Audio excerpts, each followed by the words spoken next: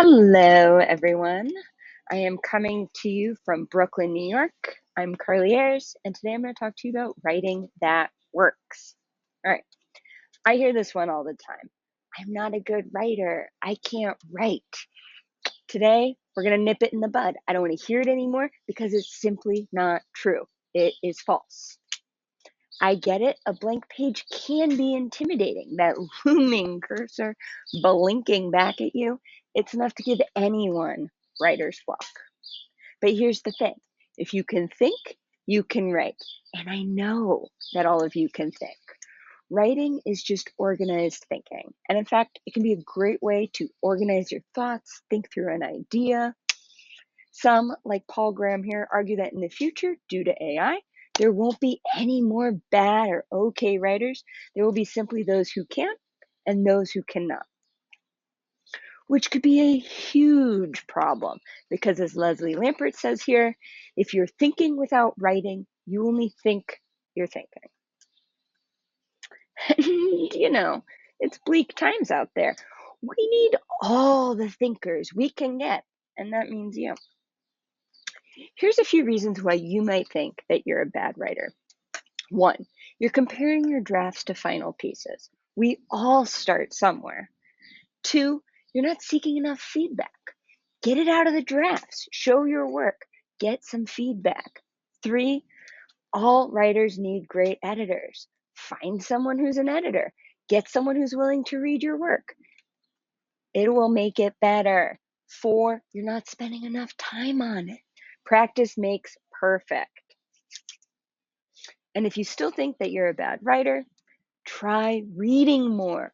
Books, magazines, cereal boxes, anything you can get your hands on. It will make you a better writer.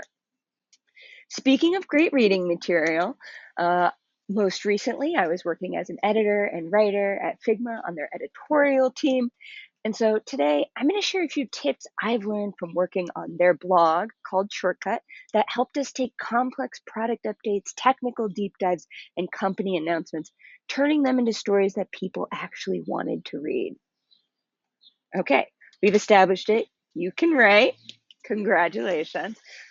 But what are you going to write about? How can you tell what stories are truly worth telling? On the editorial team at Figma, the first question we would always ask when looking at a pitch was why someone should care about this story and why now. We're drowning in content. You see it, I see it every day. You need to give people a reason to pay attention. So how do you get people to care? You have to ask the question that everybody wants to know. That's right. What does this have to do with me? Take this recent brand refresh. We could have said, here's our new look, but there's nothing more navel-gazing than a brand refresh. And we really wanted to be careful that it didn't feel like we were a little too focused on ourselves. Not a good look. We really wanted people to care as much as we did. So we took a few different angles. We looked at the typography, visual language, web design system, and we tailored those to the audiences who would care. We made the story not just about us, but about our collaborators, our users, and the industry at large. Nothing great is made alone. We showed that it wasn't just an arbitrary refresh, but a thoughtful, strategic decision meant to support our shift from a design tool to an ecosystem supporting designers, developers, product managers, and entire teams. And you know what? People loved it. Maybe you have the makings of a good story, but you don't know how to begin. Let's take a tip from one of my favorites, Verlin here on beginnings. You want to begin a piece, not introduce it. What do I mean?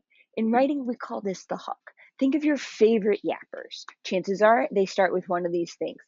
Feelings. Get me in my feels. 2, you'll never guess what happened. Suspense, a mystery. Humans are curious. We're wired to want to know the answer.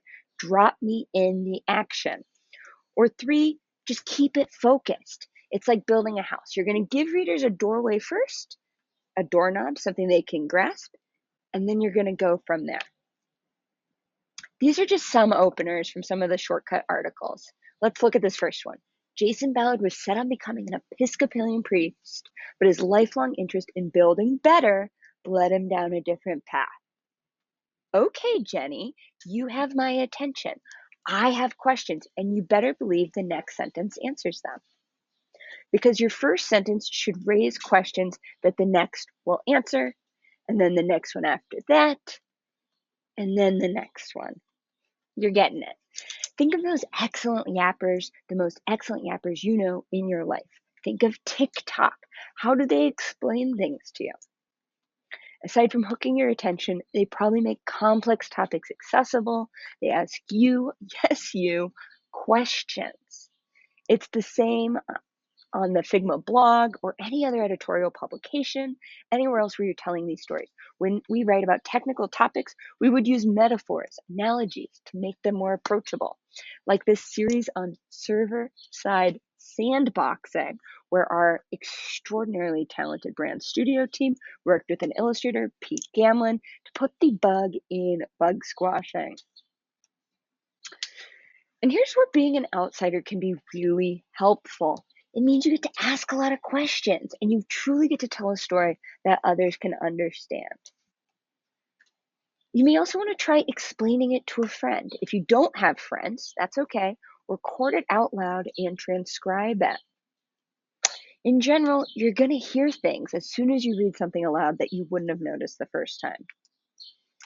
Also, real yappers, like myself, know that a good story can come from anywhere. All of you probably have a story rattling around inside your mind, a customer you talked to, a trick you picked up. You never know where your next story might come from. Keep your ears open, and you're going to want to talk to everyone. Ask good questions. What surprised you? Get specific examples. Look for those moments of tension. What almost didn't work?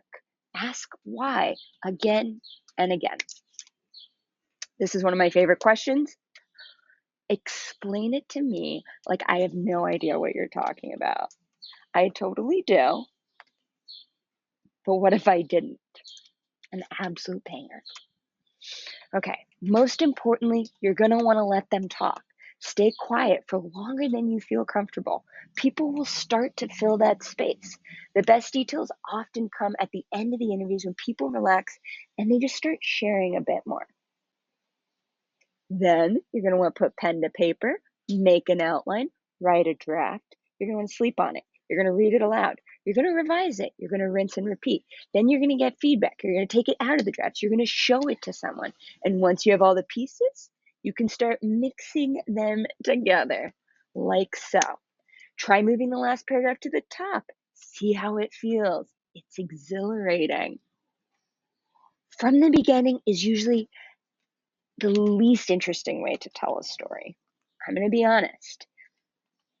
Don't do it. Sometimes you just have to reorganize all those pieces. Delete your first sentence. This is actually true nearly 100% of the time. Maybe even the first two sentences. Maybe the whole paragraph. Sometimes that's just you warming up. Cut all the adjectives you can.